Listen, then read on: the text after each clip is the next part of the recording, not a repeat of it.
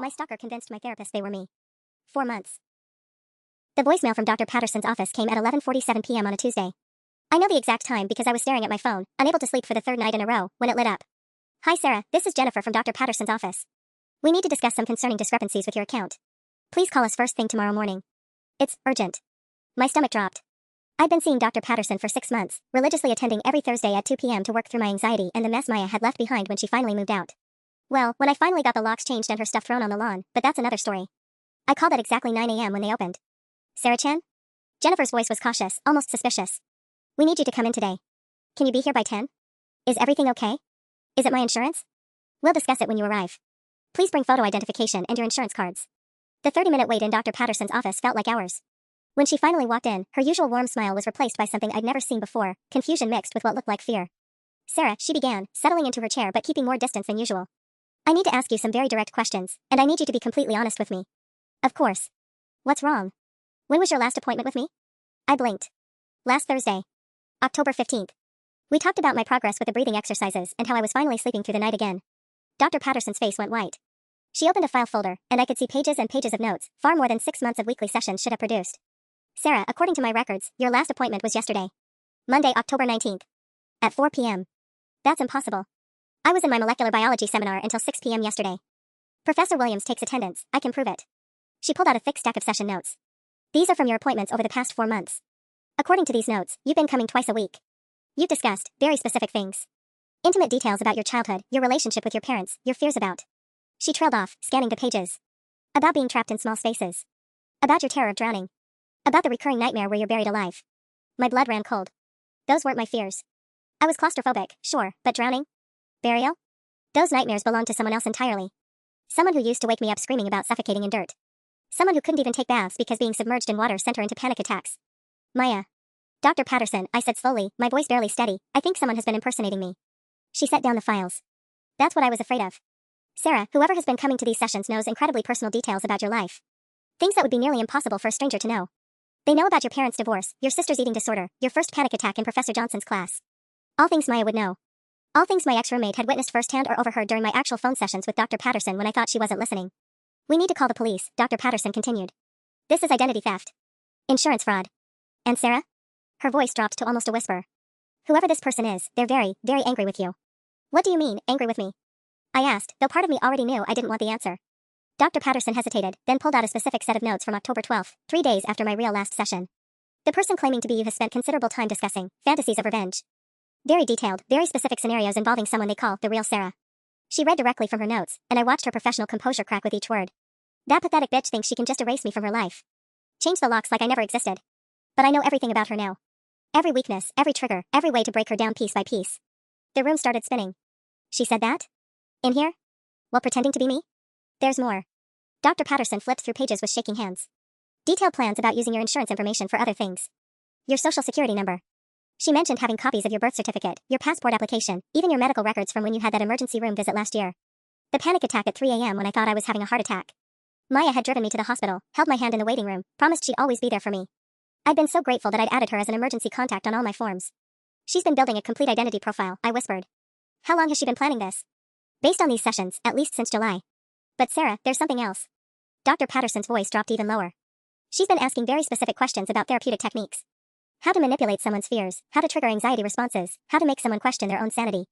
She told me she was asking for a research paper. My phone buzzed. A text from an unknown number, *, hope you enjoyed your chat with Dr. P. Did you know she keeps her session recordings in a file cabinet that locks with the same key as her desk? So trusting. Anyway, excited to continue our work together tomorrow at 2 p.m. Don't try to stop me, I have 6 months of ammunition now. *. She's been recording the sessions, I said, showing Dr. Patterson the message. And she knows we met today. Dr. Patterson immediately reached for her desk drawer, fumbling with keys. The filing cabinet was locked, but when she opened her desk, we both stared at the empty space where she usually kept the backup key. When did you first notice it was missing? I asked. I don't know. I rarely need to access the archived recordings. They're mostly for insurance disputes or... She stopped, realization dawning. For cases exactly like this. My phone rang.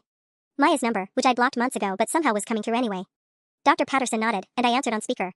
Sarah. How was your emergency session today? Maya's voice was sickeningly sweet. I heard through the grapevine that there might be some confusion about who's who.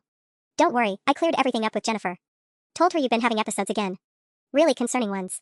Maya, stop this. Whatever you're trying to prove. Oh, I'm not trying to prove anything. I already have. Dr. Patterson has 4 months of detailed notes about your declining mental state, your paranoid delusions about someone stealing your life, your elaborate fantasies about an imaginary roommate. Really compelling stuff.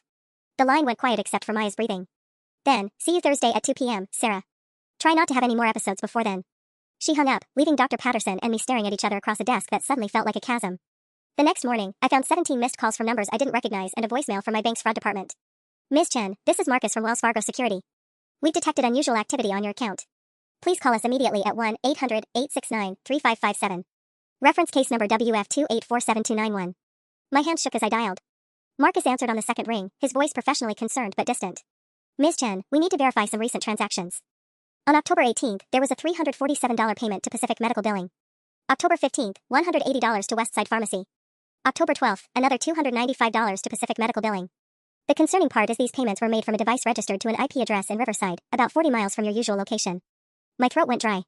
I didn't authorize any of those payments. That's what we suspected.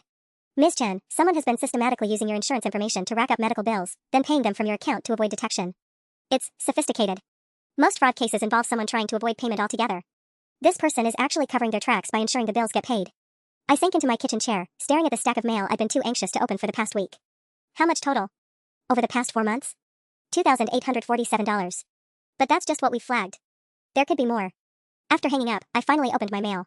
Bills from Pacific Medical Billing for Sarah Chen services I'd never received. Prescription receipts for medications I'd never heard of. And buried in the stack, a letter from my actual insurance company dated October 10th. Asterisk Dear Ms. Chen, we've received a request to update your primary care physician and mental health provider information. Your new primary contact is listed as Dr. Amanda Richardson at Riverside Mental Health Associates. If you did not authorize this change, please contact us immediately. Asterisk. I'd never received that letter before yesterday because it had been sent to my old address, the apartment I'd shared with Maya. The apartment where she still knew the mailman by name and probably intercepted anything that looked important. My phone rang again. This time it was Dr. Patterson. Sarah, we have a problem. I just got off the phone with Dr. Richardson from Riverside Mental Health. She's been treating someone claiming to be you for the past month. But here's the strange part, this Sarah Chen has been telling Dr. Richardson that she's being impersonated by someone else. She filed a complaint claiming that someone at my practice has been using her identity. So Maya is playing both sides? It's worse than that. She's created a paper trail showing that she's the victim. Dr. Richardson has documented evidence of someone who knows intimate details about Sarah Chen's life, someone who's been consistent in her story, someone who seems genuinely distressed about having her identity stolen. I felt the walls closing in. What kind of evidence?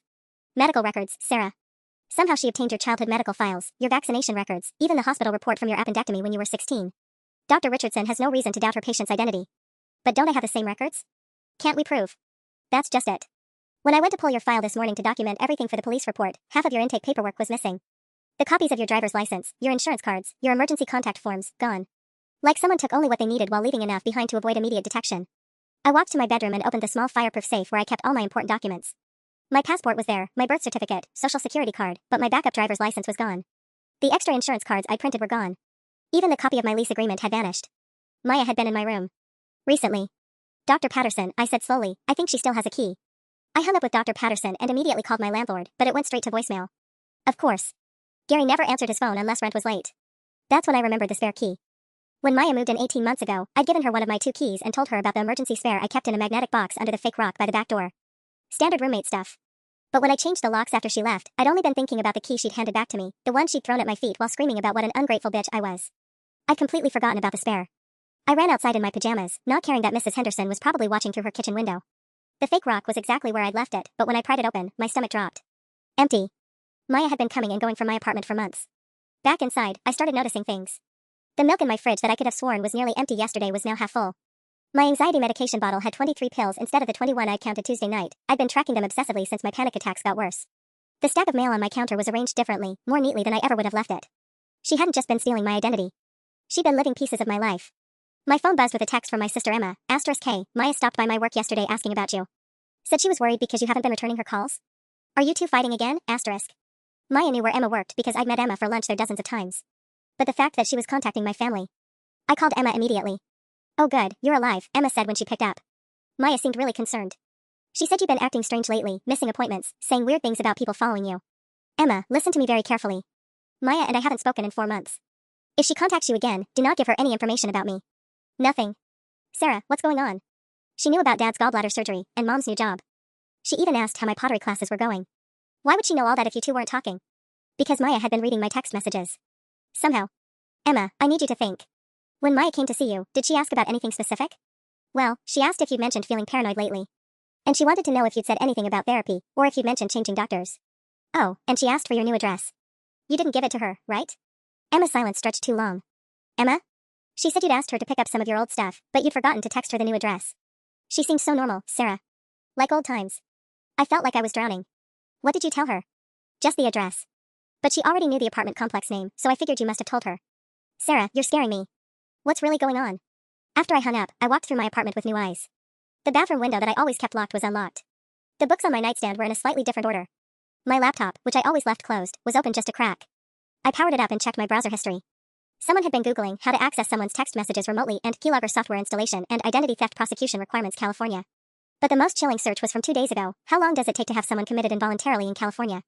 Maya wasn't just stealing my identity. She was building a case to have me declared mentally incompetent. My phone rang. Dr. Patterson again. Sarah, I've been reviewing the session notes more carefully. The person impersonating you has been very strategic about what information she's shared. Every story, every memory, every symptom she's reported builds a specific psychological profile. What kind of profile? Someone experiencing a severe psychotic break. Someone who might be dangerous to themselves or others. Sarah, if these notes were presented to a judge along with testimony from family members saying you've been acting strange, they could have me committed. For a minimum 72-hour psychiatric hold. And once you're in the system, especially if you're insisting that someone else has been impersonating you in therapy, it sounds exactly like what someone having a psychotic episode would say. There's something else. I checked with Dr. Richardson again. Her Sarah Chen has been asking very specific questions about involuntary commitment procedures. She told Dr. Richardson she was concerned about a mentally ill friend who was refusing treatment. The room started spinning again, but this time it wasn't a panic attack. This time it was pure rage. Maya had been planning this for months. Every detail, every manipulation, every violation of my privacy had been building toward a single goal, erasing me completely. But she'd made one crucial mistake. She'd taught me exactly how to destroy her. I spent the next 3 hours going through every single therapy session note that Dr. Patterson had let me photograph. Maya had been meticulous, weaving truth with fiction so expertly that even I started questioning some of my own memories. But buried in her elaborate construction of my supposed mental breakdown, she'd revealed everything about herself. The Sarah in those notes was terrified of drowning, describing in vivid detail how she'd nearly died in a hotel pool at age 7. The real Sarah Chen had never been to a hotel with a pool at age 7. But Maya had told me that exact story during our first week as roommates, complete with her father pulling her unconscious body from the water. The Sarah in Dr. Patterson's files had recurring nightmares about being buried alive, stemming from when her brother locked her in a toy chest for hours when she was 9. I was an only child. Maya had an older brother named Derek who, according to her, had tortured her throughout their childhood. Every fear, every trauma, every psychological trigger that Maya had planted in my therapy file was actually her own. She built me a detailed map of how to break her mind. But first, I needed to document everything. I opened my laptop and started a new folder, Maya's Fraud. Screenshots of my bank transactions. Photos of the therapy notes. A timeline of every violation I could remember. That's when I found the keylogger. Hidden in my startup programs was something called System Security Update.exe that I'd never installed. A quick Google search confirmed what I already suspected, spyware designed to capture every keystroke, every password, every private conversation. Maya had been reading everything. My emails to Emma, my texts to my parents, my online journal entries about how isolated and crazy I'd been feeling lately. She'd been watching me unravel in real time, probably laughing as I blamed my increasing paranoia on anxiety instead of recognizing it as perfectly rational fear. I disconnected from the internet and kept working offline. If Maya was monitoring my computer, I wanted her to think I'd given up and gone to bed. At 2:17 a.m., I heard my front door open. I'd been expecting it, but my heart still hammered against my ribs.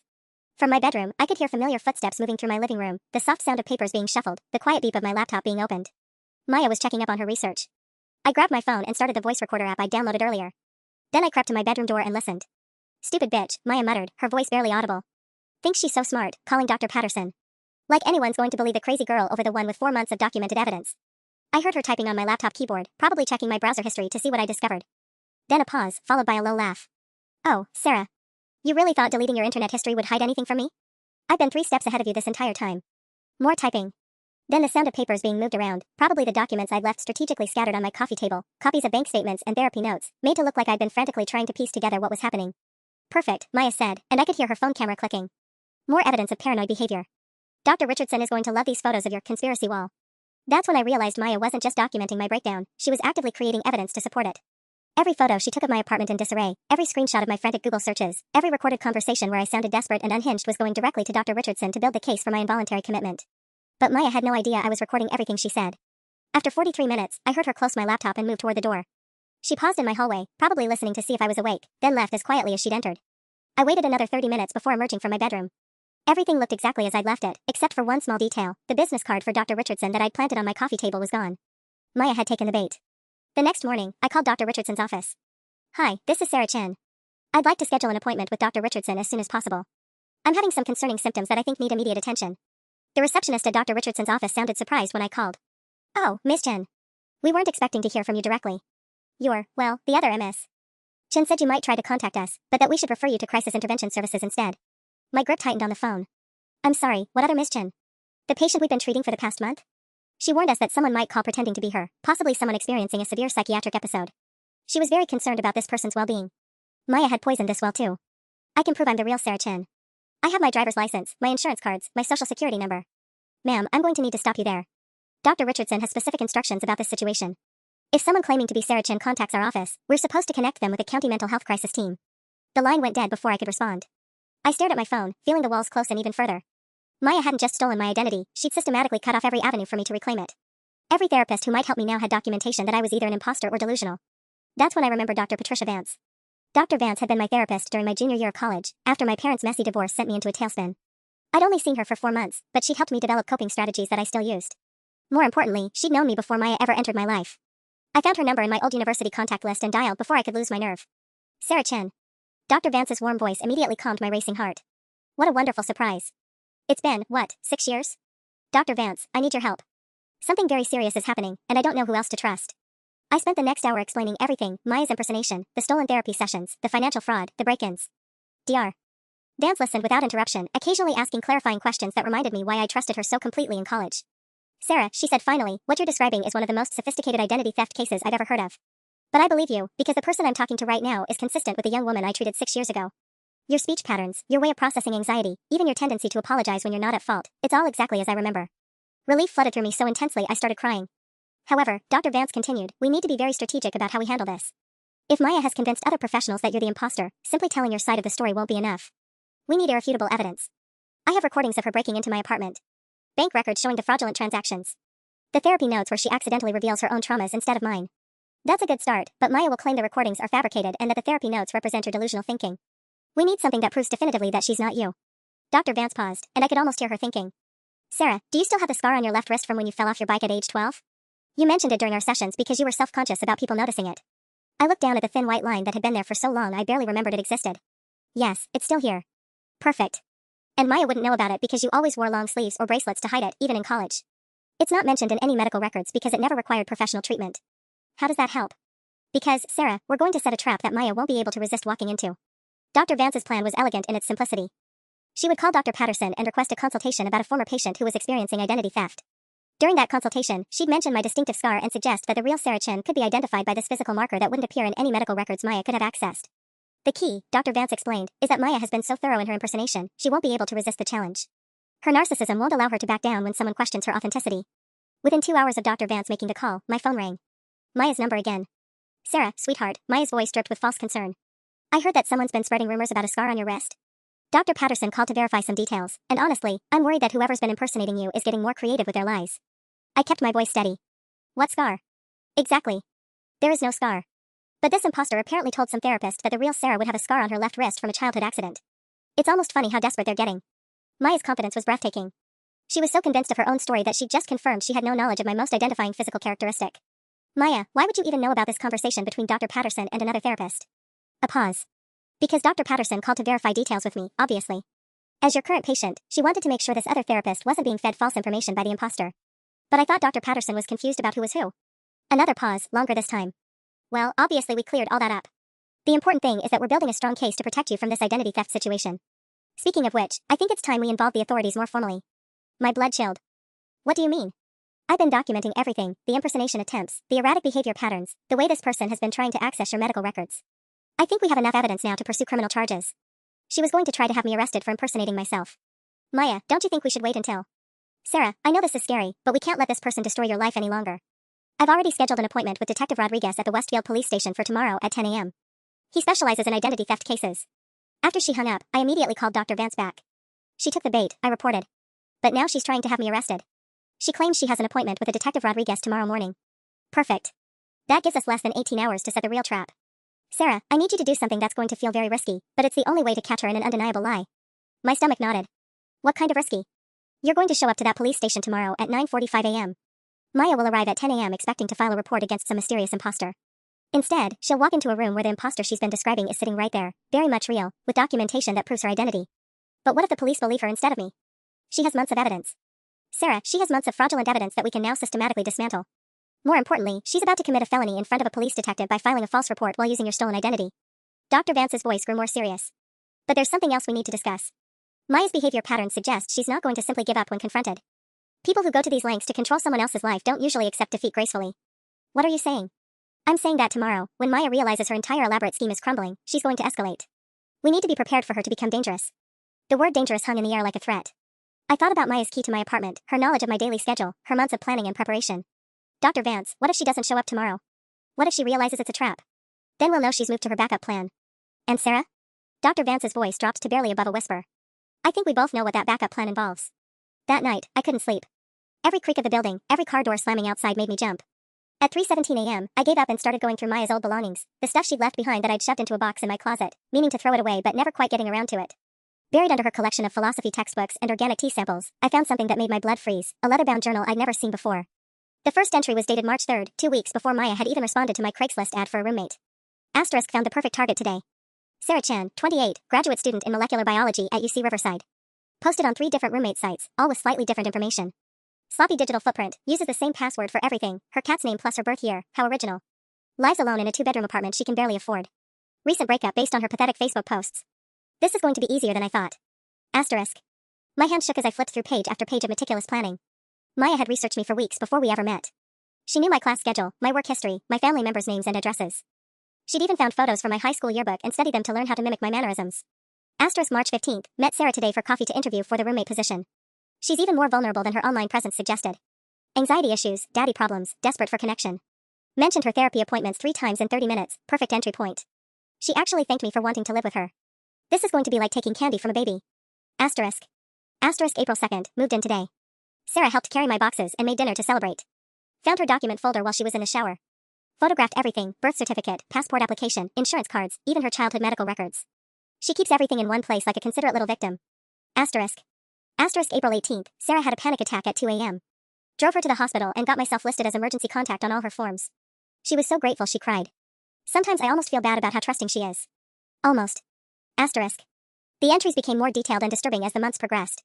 Maya had been planning the identity theft from day one, but somewhere around June, her tone shifted from calculated opportunism to something much darker.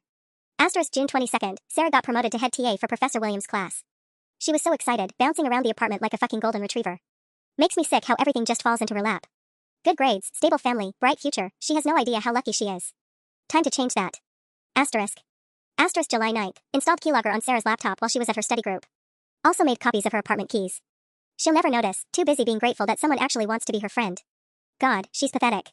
Asterisk. Asterisk July 30th, first therapy session as Sarah Chen today. Dr. Patterson is exactly as naive as I expected. Told her I was struggling with anxiety about my roommate becoming obsessive and unstable. Planted the first seeds about Sarah's declining mental health. This is going to be fun. Asterisk. The final entry was dated October 18th, yesterday. Asterisk Sarah's starting to figure it out, but it's too late. I have everything I need now, 4 months of documented mental health decline, financial records showing erratic behavior, testimony from multiple medical professionals. Dr. Richardson has already agreed that involuntary commitment might be necessary for Sarah's own safety.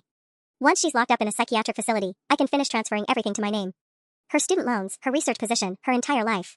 She won't be able to prove anything from inside a mental institution, and even if she tries, who's going to believe a crazy girl? Asterisk. But it was the last paragraph that made me physically sick. Asterisk if a commitment plan fails, I have backup options. Sarah's anxiety medication combined with her wine would look like an accidental overdose, or maybe suicide from the stress of being identity theft victim. Either way, the real Sarah Chen disappears forever, and I get to keep the life I built.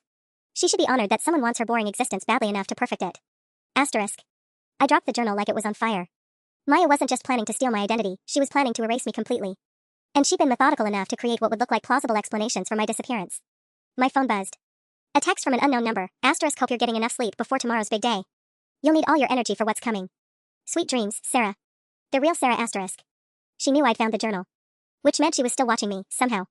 I grabbed my laptop and checked the keylogger software. Still there, still running. Maya had been monitoring my every move even as I discovered the extent of her planning. But that also meant she knew about my meeting with Dr. Vance. She knew about the trap we'd set for tomorrow. Which meant Maya would be ready with a trap of her own.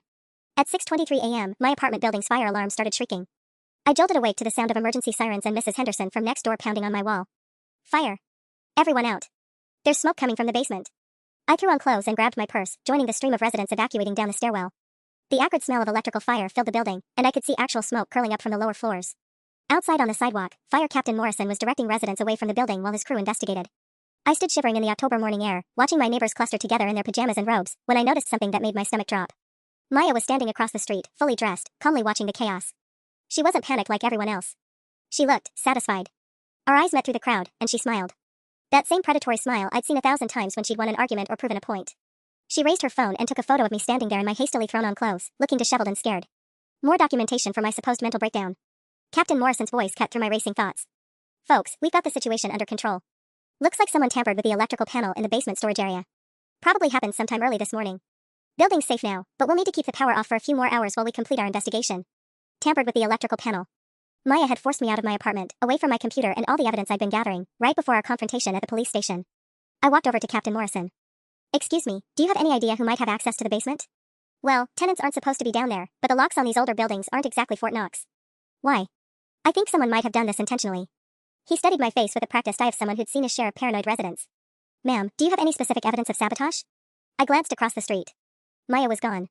Never mind. Just, could you make sure to document everything? Take photos of the electrical panel? Standard procedure, he assured me, but I could tell he thought I was overreacting. By 8:15 a.m., we were allowed back inside, but my apartment felt different. Violated in a way that had nothing to do with the fire alarm. Maya had used the evacuation as cover to get back inside, I was sure of it. My laptop was exactly where I'd left it, but when I opened it, the desktop background had changed.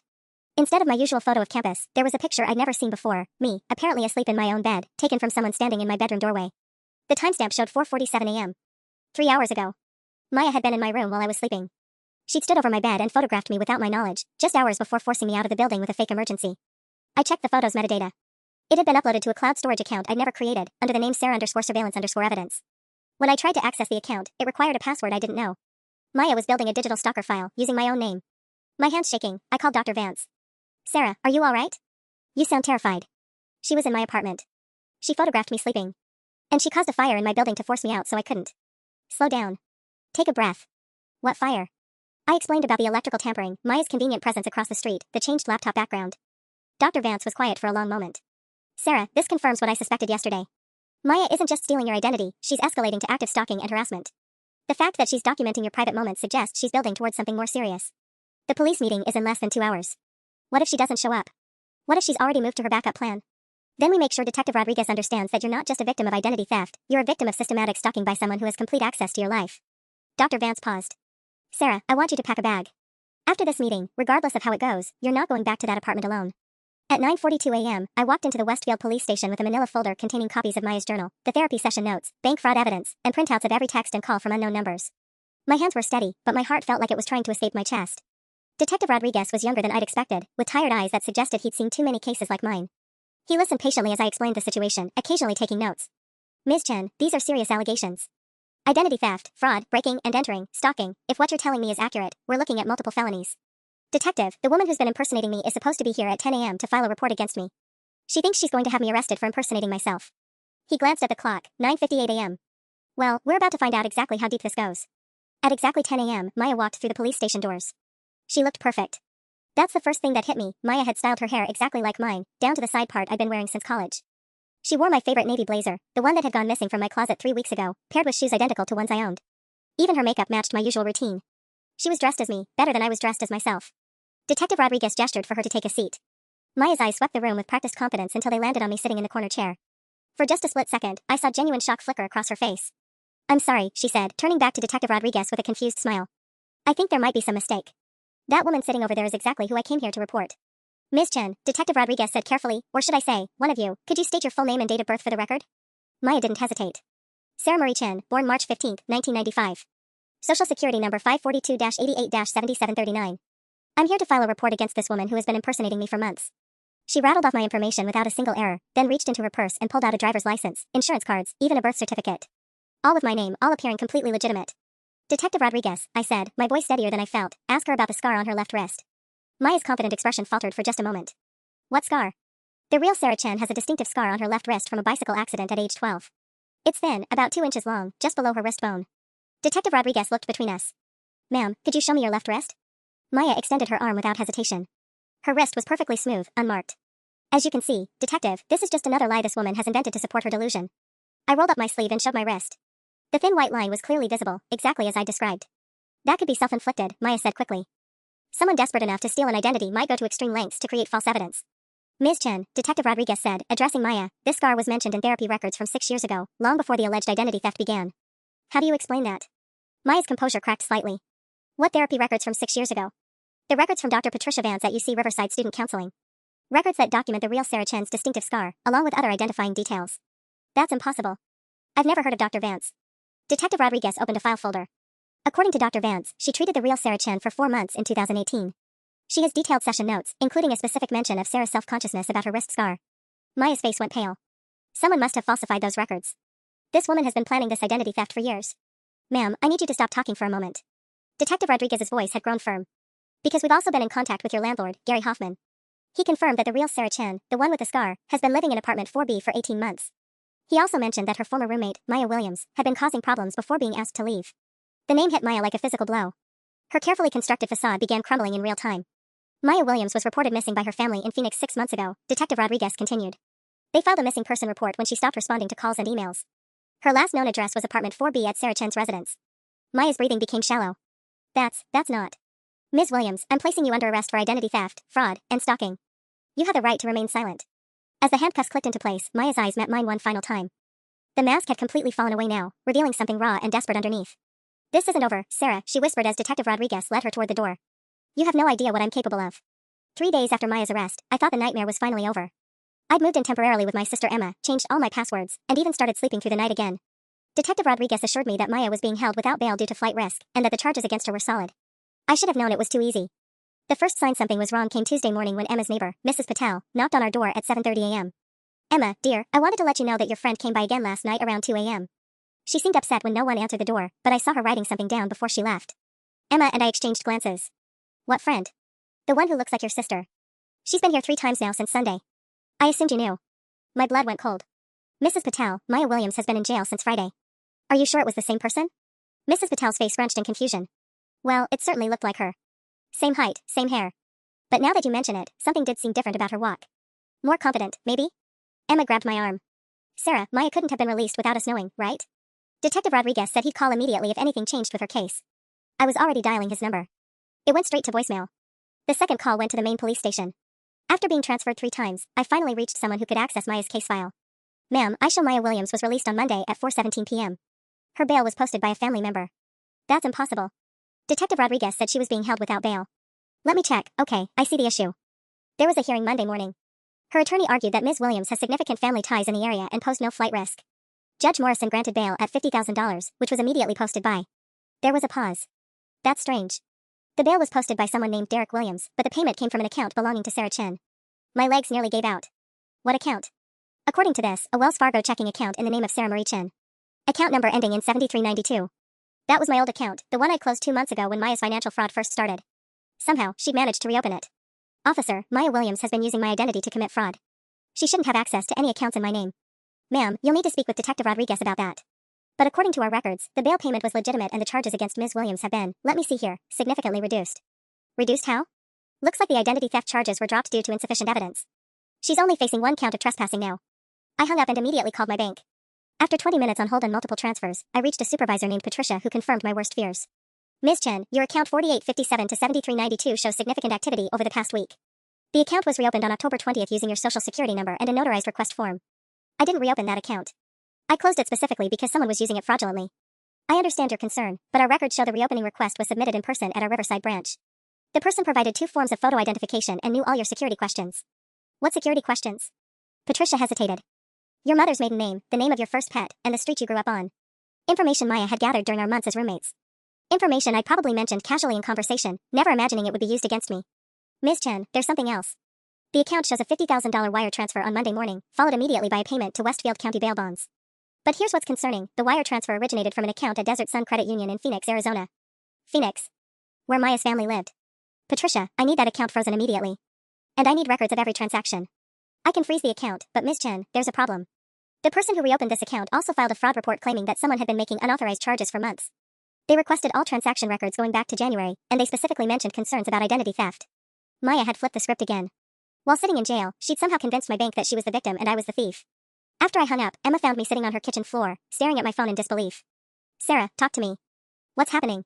She's out. Maya's out of jail, and somehow she's convinced everyone that I'm the criminal. The identity theft charges were dropped, her bail was paid with my own money from an account I didn't know existed, and now she's been showing up here looking for us. Emma sat down beside me. But we have evidence. The journal, the therapy notes, Dr. Vance's testimony. Emma, don't you see? Maya's been planning for this exact scenario. Every move she's made has a countermove. She probably has explanations for everything. The journal could be called fabricated evidence. The therapy notes could be dismissed as the confused recollections of someone with mental health issues. My phone rang. Dr. Vance's number. Sarah, thank God you answered. I've been trying to reach you since yesterday. We have a serious problem. Dr. Vance, if this is about Maya being released. It's worse than that. Maya came to see me this morning.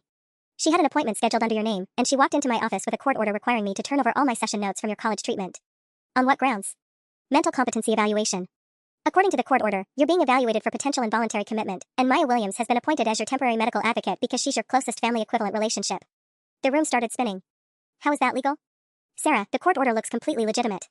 Official letterhead, judge's signature, case number. Maya convinced someone in the legal system that you're having a severe psychological break and that she's the only person close enough to make medical decisions on your behalf. Dr. Vance's voice dropped to a whisper. Sarah, there's something else. When Maya left my office, she said something that really disturbed me.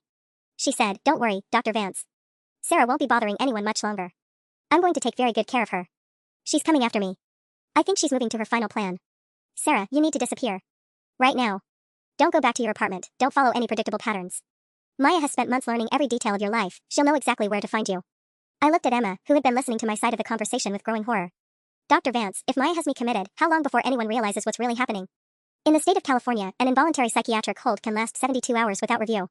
But if Maya's convinced the system that she's acting in your best interests, and if she has documentation of your alleged mental decline. Dr. Vance trailed off. She could keep me locked up indefinitely. Sarah, there's one more thing you need to know.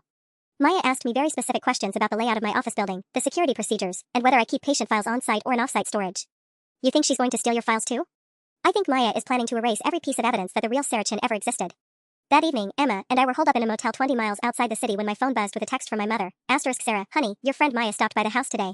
She seemed very worried about you and said you'd been having some kind of breakdown. She asked for your new phone number. I didn't give it to her, but she knew so many personal details about your life that I'm concerned.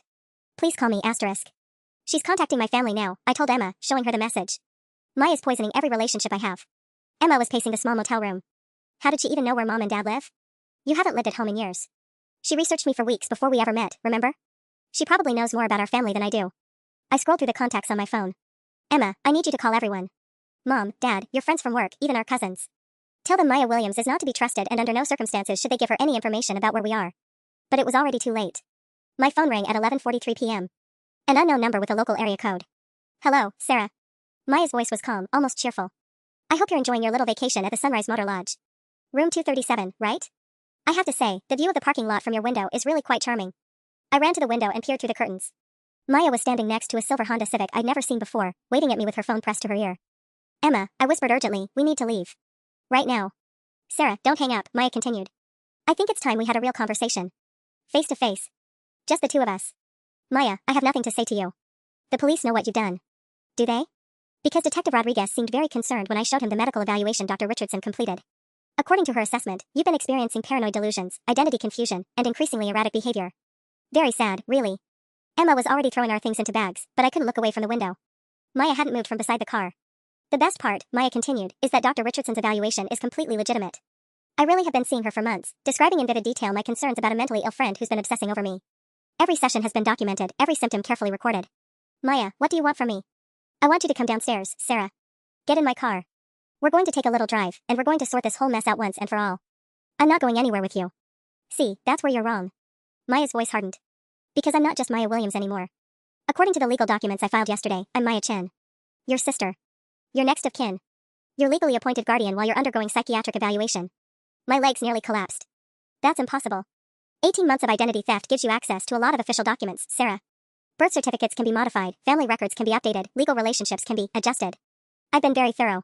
Through the window, I watched Maya reach into her car and pull out what looked like a manila folder. I have a court order here authorizing me to transport you to Riverside Behavioral Health for immediate evaluation. The wonderful thing about mental health emergencies is that they can happen at any time of day or night. Emma grabbed my arm. We're calling 911. Please do, Maya said, apparently having heard Emma. When the police arrive, I'll show them my guardianship papers and the medical evaluation recommending immediate intervention. They'll help me get Sarah into the car. I could hear the smile in her voice. You see, Sarah, I've thought of everything.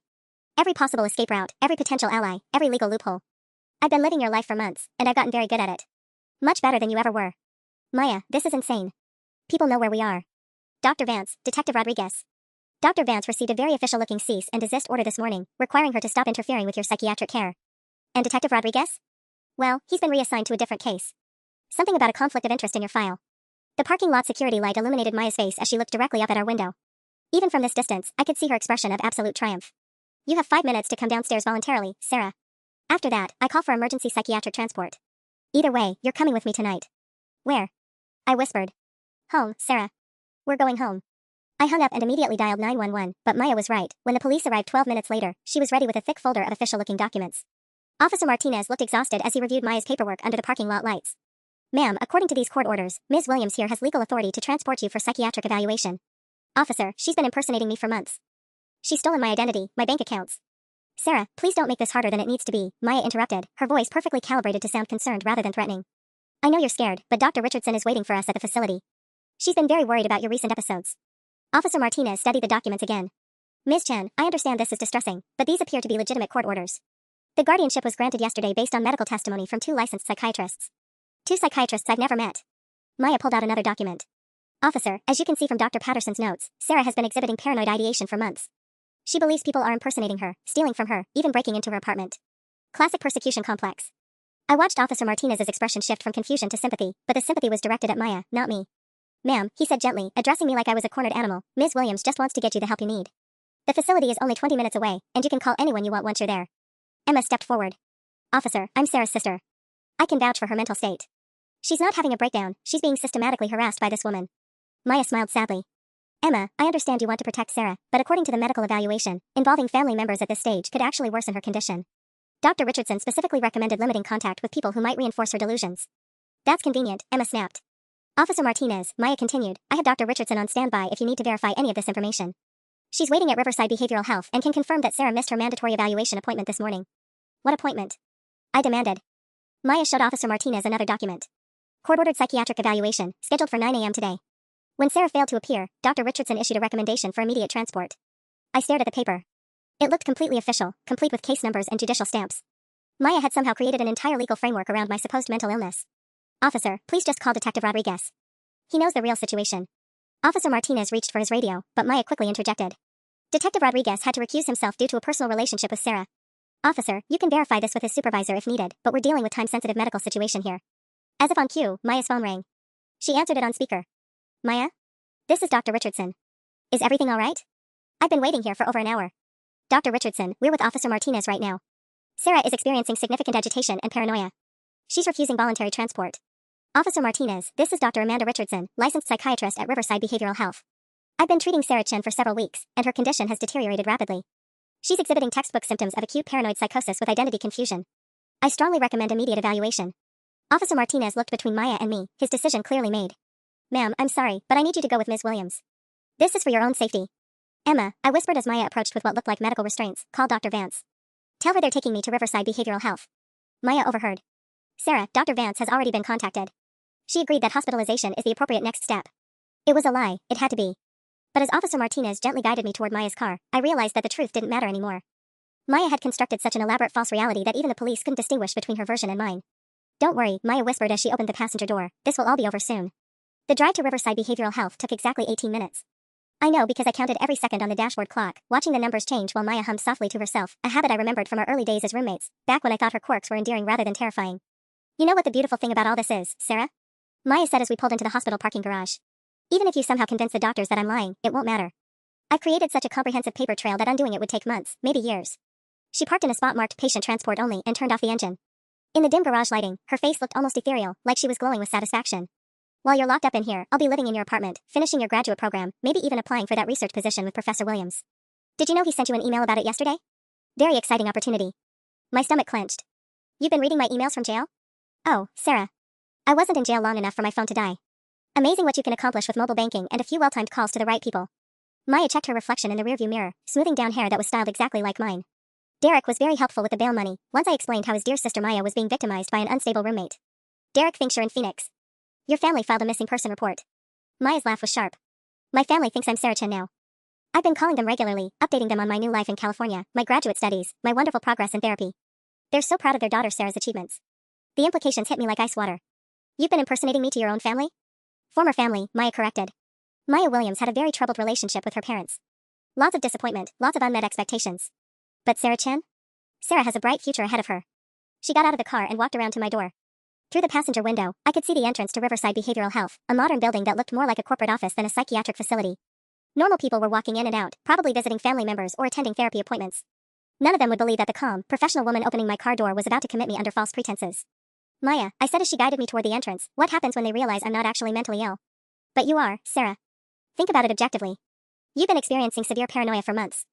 You believe someone is living in your apartment, reading your emails, impersonating you in therapy.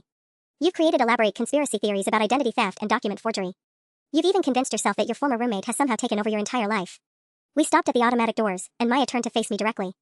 From a clinical perspective, your symptoms are textbook. The only question is whether you're experiencing a psychotic break or something more chronic. Her voice dropped to a whisper. Dr. Richardson is very thorough. She'll want to keep you for observation for at least a week, maybe 2. Lots of time for me to tie up all the loose ends. What loose ends? Maya smiled, and for just a moment, I saw something genuinely terrifying in her expression. Your lease expires at the end of November, Sarah. I've already spoken with Gary about having it transferred to my name permanently. Your student loan disbursement comes through next month, very helpful for covering my spring semester tuition. And Professor Williams is expecting your thesis proposal by December 15th. The automatic door slid open, and cool hospital air washed over us. Oh, and I've scheduled a very important meeting with your parents next weekend. They're driving down from Sacramento to discuss your condition with Dr. Richardson. I think they'll be very understanding about the need for extended treatment. As we walked toward the reception desk, Maya's phone buzzed. She glanced at it and smiled. Perfect timing. That's Emma, asking if you arrived safely. I should probably respond as you, don't you think? Let her know you're feeling much better and looking forward to getting the help you need. The moment Maya reached for my phone to text Emma, I made my move. Help. I screamed at the top of my lungs in the hospital lobby. This woman is not my sister. She's Maya Williams, she's been impersonating me for months. Someone please call Detective Rodriguez at Westfield Police. Every head in the waiting room turned toward us. Maya's face went white as she tried to grab my arm. Sarah, please don't make a scene. You're having an episode. My name is Sarah Marie Chin. I shouted, pulling away from her. I live at 847 Maple Street, apartment 4B.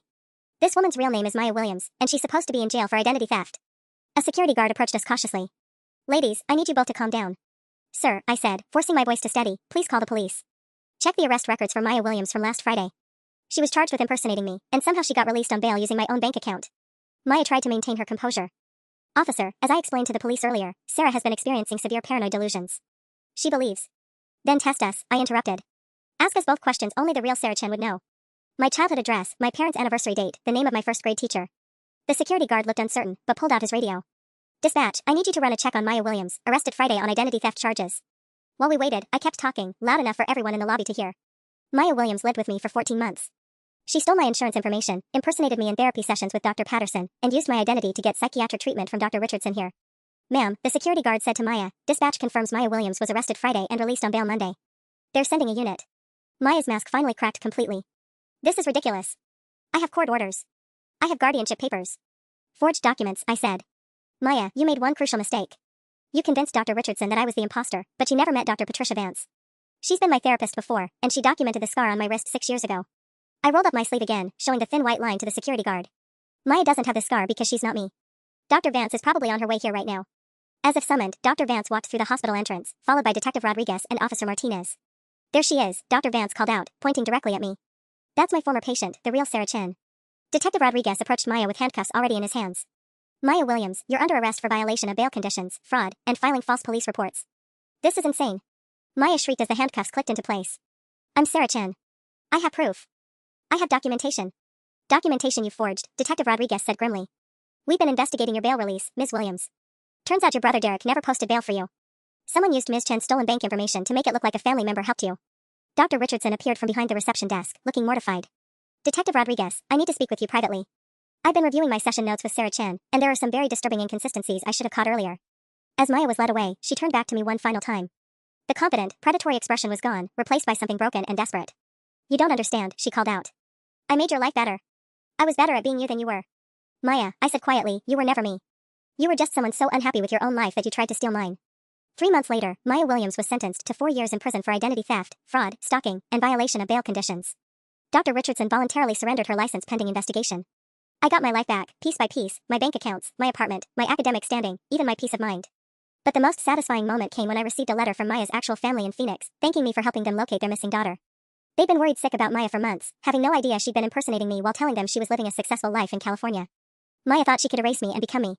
Instead, she erased herself.